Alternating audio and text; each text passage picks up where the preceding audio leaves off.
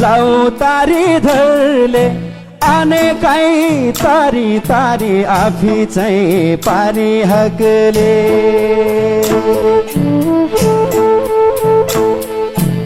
आइनिन् जुनीभरि लाउ तारी धरले अनेकै तारी तारी आफी चाहिँ पारी हकले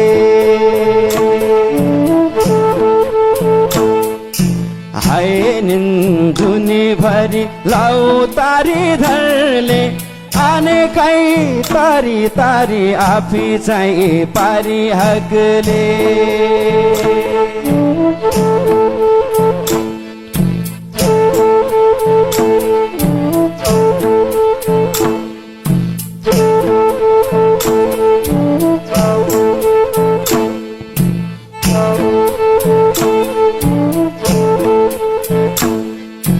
लदिरा छौका बसीकै बैदेखले महलका सपना। साधुवाद धन्यवाद दिनुभएकी पनि दिन सक्दिनँ, तर एउटा कुरा बताइदिनुहोस् कि यो भाका कुन क्षेत्रमा गाइन्छ? तपाईँको वेशभूषाले पनि त्यो स्पष्ट बताइसकेको छ।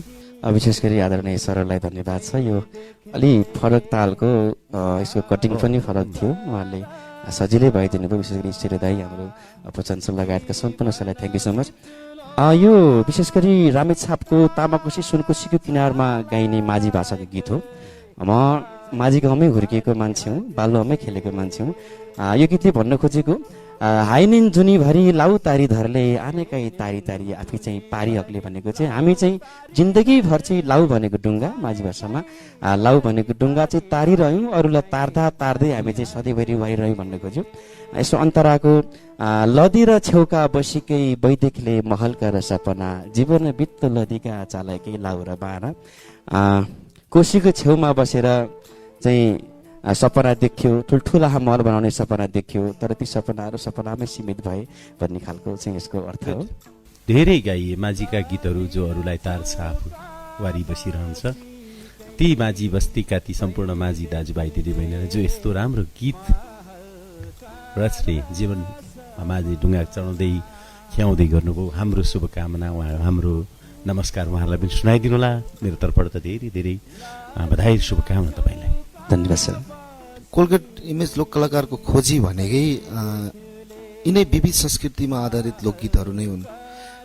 त्यस्तो किसिमको गायक नै हो, त्यस्तो कलाकार नै हो। तर के छ भने अब हामीमा लोकगीत भन्ने बित्तिकै एकदमै विरह लहरी मात्रै अथवा लोकगीतका दोहोरीका एक दुईवटा फुर्काहरू मात्रैलाई हामीले लोकगीतका रूपमा पछिल्लो पिँढीले यसैलाई लोकगीत मानेको छ। तर लोकगीतहरू त यिनीहरू हुन्, सबै जात जातिका भाषा भाषीका आफ्ना आफ्ना लोक जीवनमा का भोगाईहरूका गीत, ऋतु विशेष, पर्व विशेष, प्रहर विशेष, यी किसिमका गीतहरू चाहिँ सबै जात जातिहरूले अङ्गालेको संस्कृतिमा आधारित यो प्रस्तुति चाहिँ साँच्चै अब रामकुमारले आफूले जुन मेहनतका साथ यहाँ प्रस्तुत भएको छ, अझै भनौँ न वेशभूषालाई पनि ख्याल गरेर त्यो गीत गाउँदा त्यही वेशभूषामा देखिँदाखेरि कति सान्दर्भिक देखिँदो रहेछ, अझै मिलाएर हो। यी कुराहरू भयो भने हामीलाई पनि खुसी लाग्छ, दर्शक श्रोताको पनि चाहना पुरा हुन्छ,